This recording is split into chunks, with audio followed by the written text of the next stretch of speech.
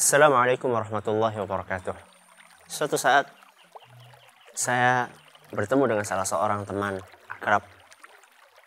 Dia bercerita tentang sebuah kejadian nyata yang dia alami langsung beserta dengan bibinya. Ceritanya suatu hari dia diajak oleh bibinya untuk berkunjung ke rumah salah seorang wali dalam tanda kutip. Sesampainya di sana, tamu putri dan putra dipisah. Tamu putra duduk sendiri di sebuah ruangan dan tamu putri duduk sendiri di sebuah ruangan. Sehingga teman saya ini nggak tahu apa yang terjadi di dalam ruangan putri dan bibi dia juga nggak tahu apa yang terjadi di ruangan putra. Setelah selesai kunjungan tersebut, teman saya bertanya kepada sang bibi. Kata teman saya, "Bi, apa tadi yang dilihat di tempatnya sang wali?" Kata bibinya, "Masya Allah, nak, ketika kami masuk ke ruangan itu, ternyata di ruangan itu sudah ada sang wali. Sudah ada sang wali di situ, yang wali tersebut, maaf, tidak memakai selembar benang pun di atas tubuhnya, alias telanjang bulat." "Terus bagaimana, Bi?" kata teman saya. "Ya, kami semuanya duduk, ibu-ibu di situ duduk mengelilingi wali telanjang tadi. Kemudian si wali tersebut memanggil salah satu pembantunya, minta diambilkan rokok. Akhirnya diambil satu batang rokok, kemudian dinyalakan, dihisap sekali, dihisap 2 kali, baru dihisapan 2 kali, rokok tersebut dibuang sama wali tersebut ke atas lantai. Ketika dibuang di atas lantai, apa yang terjadi?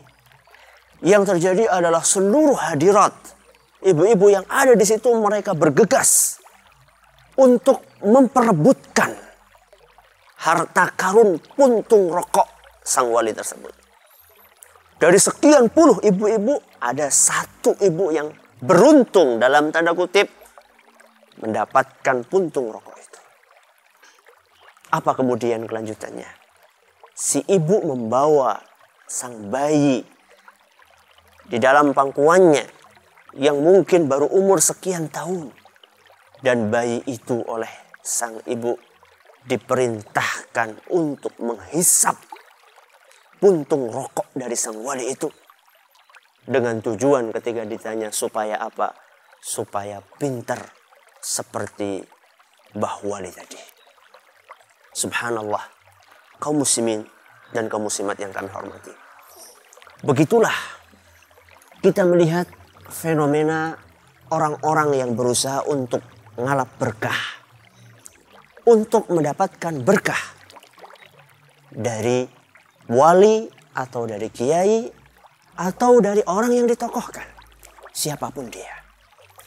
Maka kita perlu melihat, kita perlu mempelajari, kita perlu mengkaji, apakah fenomena seperti ini masih dibenarkan oleh agama kita? Karena kenyataannya masih banyak di antara kaum muslimin yang melakukan hal-hal tersebut. Mari kita buka dalam Al-Quran. Allah subhanahu wa ta'ala berfirman di dalam surat Al-A'raf ayat 54. Kata Allah subhanahu wa ta'ala dalam Al-Quran surat Al-A'raf ayat 54. Tabarakallahu Rabbul Alamin. Tabarakallahu Rabbul Alamin. Kata para ulama tafsir, di antaranya Ar-Razi, As-Samarqandi, Ibnu Qayyim dan yang lainnya, ayat ini adalah merupakan ayat yang menunjukkan bahwasannya keberkahan itu adalah dari Allah subhanahu wa ta'ala. Dan tidak diminta kecuali dari Allah. Makanya ketika kita membaca tahiyat di dalam sholat 5 waktu kita membaca firman Allah atau hadis Nabi SAW, At-tahiyyatul mubarakatus salawatut tayyibatu lillah. Apa sih artinya? At-tahiyat penghormatan. At-tahiyatul mubarakat, barakah. At-tayyibat yang baik. Itu dari siapa? Dan dari mana sumbernya? Lillah. At-tahiyatul mubarakatus salawatut tayyibatu lillah. Dari Allah subhanahu wa ta'ala. Maka seyogyanya dan seharusnya kaum muslimin, ketika mereka mencari berkah, mintalah berkah itu dari Allah subhanahu wa ta'ala.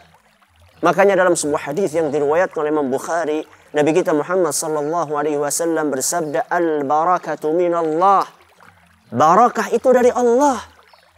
Jadi manakala seorang muslim ingin mendapatkan berkah, seharusnya dia meminta berkah tersebut dari Allah subhanahu wa ta'ala.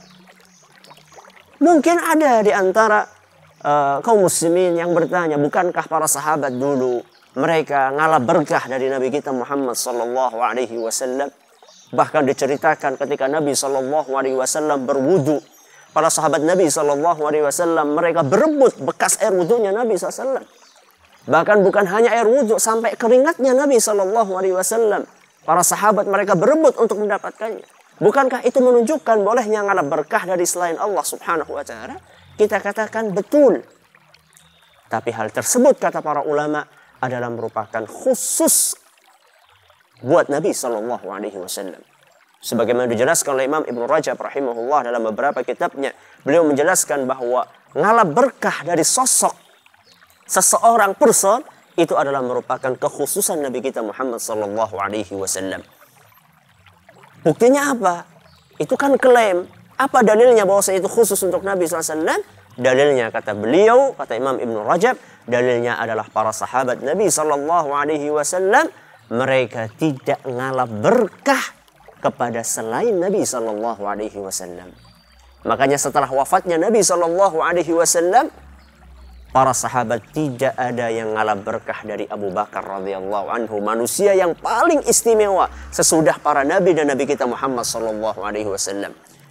Dan juga para tabi'in, ya. Para tabi'in mereka juga tidak ngalap berkah dari para sahabat Nabi sallallahu alaihi wasallam.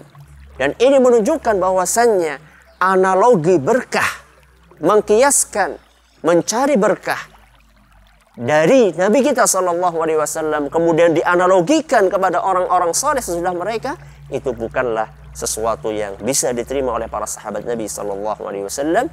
Sehingga kalau Anda ingin mendapatkan berkah, mintalah dari Allah subhanahu wa ta'ala. Niscaya kehidupan Anda akan senantiasa diliputi keberkahan. Semoga yang sedikit ini bermanfaat. Wallahu ta'ala a'la wa a'lam. Assalamualaikum warahmatullahi wabarakatuh.